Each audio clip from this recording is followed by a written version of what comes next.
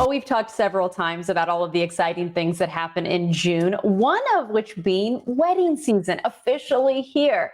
Now, we're not going to be talking about the gown and the cake today. We're talking about the finances and how before saying I do, you want to make sure and have certain conversations with your soon-to-be spouse. And who better to do that right here on our show than Kyle Wingfield with Finley Alexander Wealth Management, who is back with us today.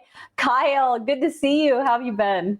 I've been great. How are you doing, Natalie? I am well. I have shared this with you before. I love that we're talking about this today because I remember right before I got married to my husband, I was so excited to combine the bank accounts and start having those conversations about our finances together. You've been able to share stories in your past. How important is that for people to think about, not just think about the wedding cake and the dress and all those kind of things?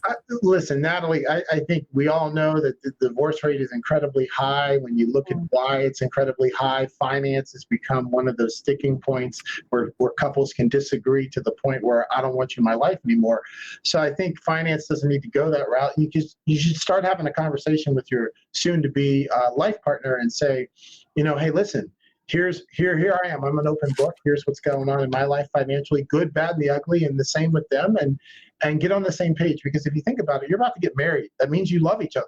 So if that's the case, then if you can't talk to your partner about this, then who can you talk to? And if you can't find support in your partner, then who can support you? So I think this is a great topic, and I don't know why it's always met with such resistance from people. Like, oh no, I don't want to talk about my money. I don't know. But I love it. Well, I started by even saying, I'm an open book to a fault on this show. I even said how, my husband and I, yes, we do share bank accounts. I was looking forward to that. Is that something that some people are hesitant, some people that just might not work for them. But when you are meeting with folks, talk about getting those people on the same page and what are the benefits of that? So the first thing, one, you're right, Natalie, you got to be on the same page. So when I think of same page, I'm just going to use the benefit of my experience over 15 plus years working with couples and life partners. Here's the deal.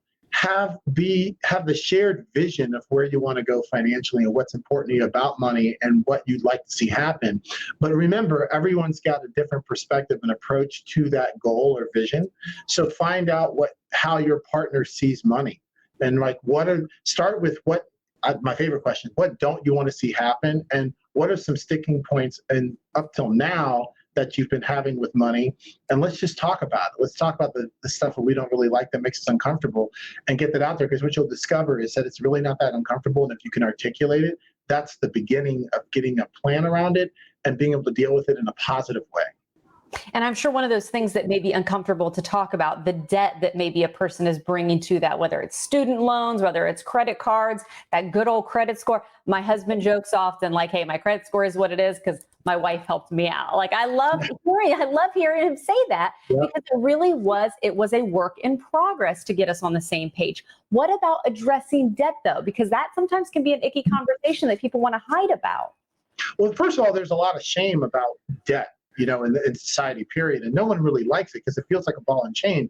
But the reality is you got to talk about it, because the only way you're going to get rid of it is you got to put it out on the table and say, okay, I don't like this. And then you share that with your partner. Like, hey, listen, I got all these student loans, and then they might have some stuff going on. I've really, I need help with this. And then you never know. Sometimes a partner can step up and say, hey, you know what? I've dealt with that before, and this is how I've gotten rid of my debt, and let me share some ideas with you. I'm glad we're having this conversation, something like that. But I think it's important to talk about that, because if you don't and you hide it, and let's say you get married and then it comes up and it's like, I didn't realize you had all this debt.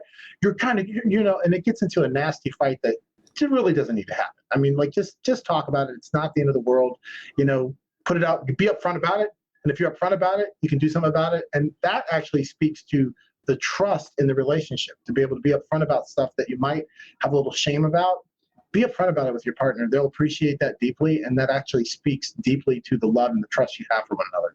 And that can, of course, be before you say I do, after you say I do, 20 years in, just showing that trust. Well, in closing, I want to go ahead and Kyle, you work with so many different clients, and now talking about how you work with couples. What does it mean to you when you have people sitting across from you and say, hey, we were on 2 different pages when we started. Now we feel good about our financial plan and all the steps we're working out, because that really is the passion that we've been able to learn about you. Yeah. Oh, well, first of all, nothing, if you've ever been in a room with couples that don't get along, you can appreciate deeply couples that are on the same page. And it's just this air of high energy and it's relaxation. And you're actually able to get a lot of great planning done because each partner understands why they're having this conversation and why maybe they're in the room with me, and no one's making another person feel bad with side comments and little things that people can say sometimes to one another, because they're like, hey, we're on the same page, we want to stay on the same page, what can we do to empower and improve our financial situation? And I love having that conversation with folks. Well, Kyle, we always love our conversations with you. I mean, who knows? You're saving relationships. You talk about financial plan. It's all in the work that you get to do every day. And we like to be able to share your website and how you can get in touch with Kyle and his team. PhillyAlexander.com is where you can go. And that's also the Facebook page there.